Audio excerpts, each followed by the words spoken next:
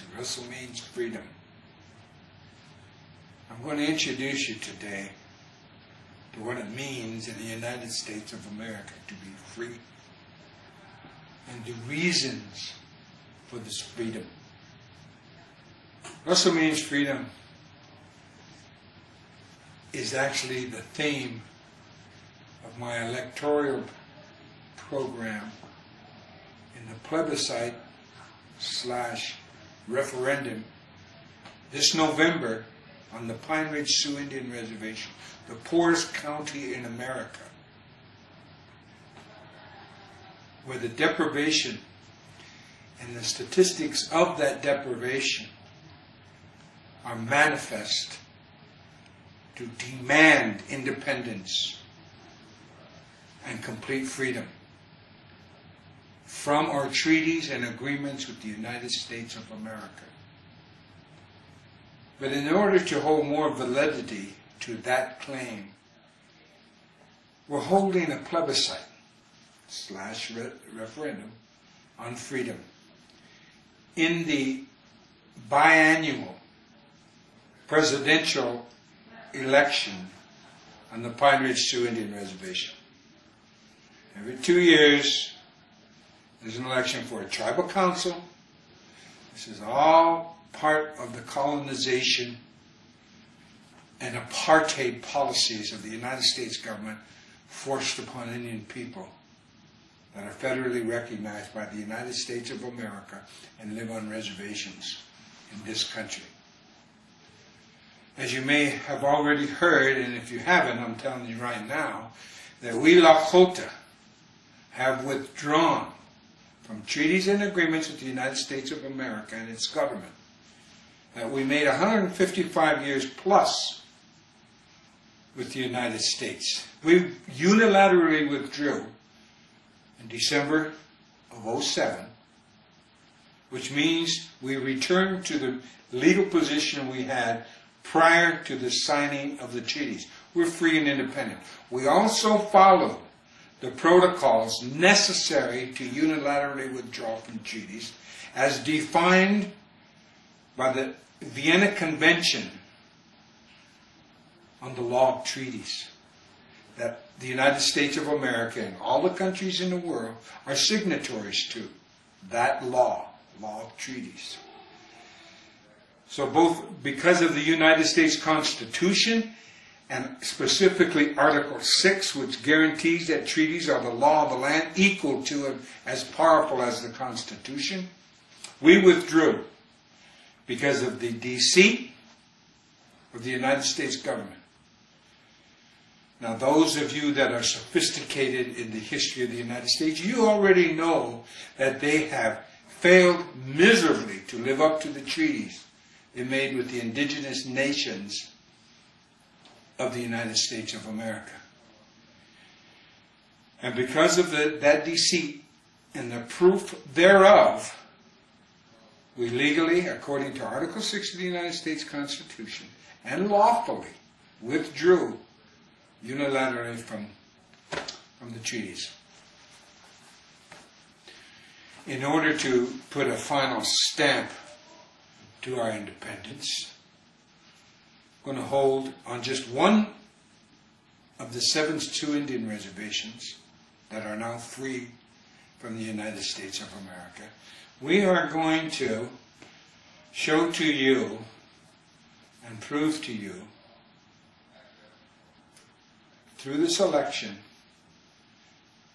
that there is a critical mass of Lakota people that validate our withdrawal.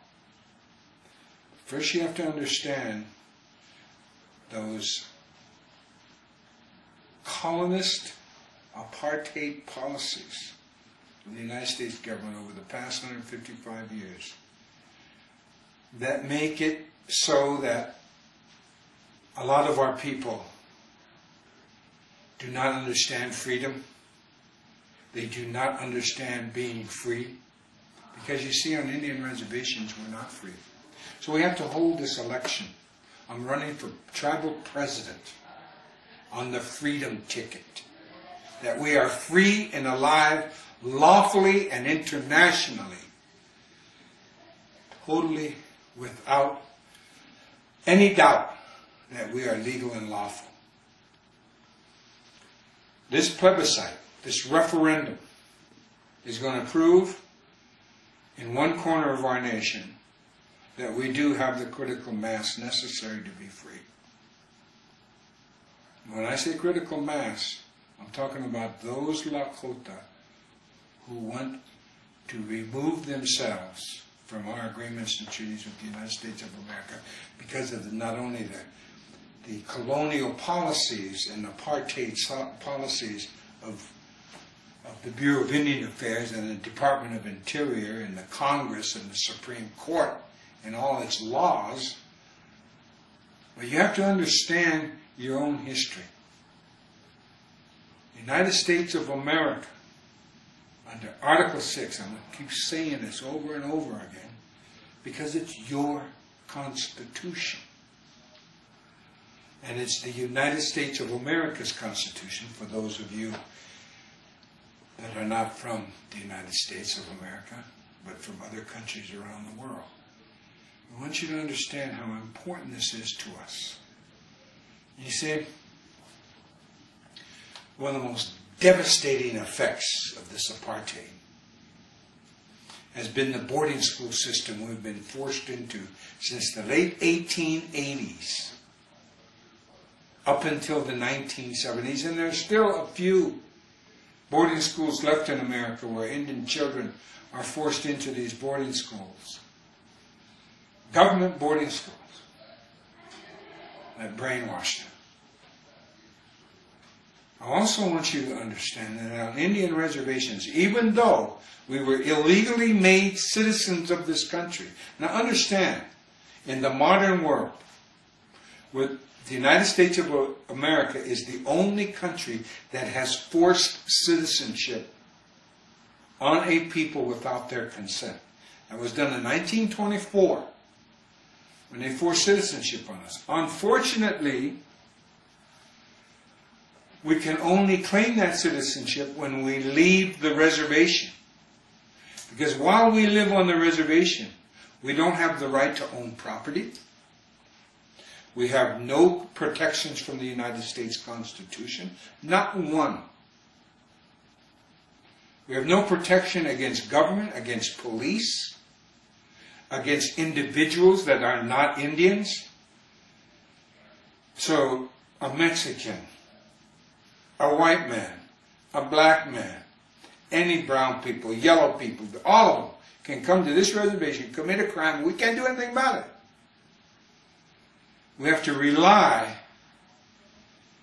on the FBI to correct any abuses that are heaped upon us, either personally or as a unit of people. So I want you to understand why we need freedom. But this is just the tip of the iceberg. Because the average life expectancy of a Lakota male, 43.9 years, less than 44 years of age. It's the lowest in the world. If you take out the AIDS quotient, in figuring life expectancy, we have the lowest life expectancy in the world. If you put in the age, which we don't suffer from, you put in that quotient, then there are only 8 countries, all in Africa, that have a smaller lifespan. Well, even Haiti has a longer life expectancy than we do, whether you count AIDS or not. Because Haiti is the poorest area besides India.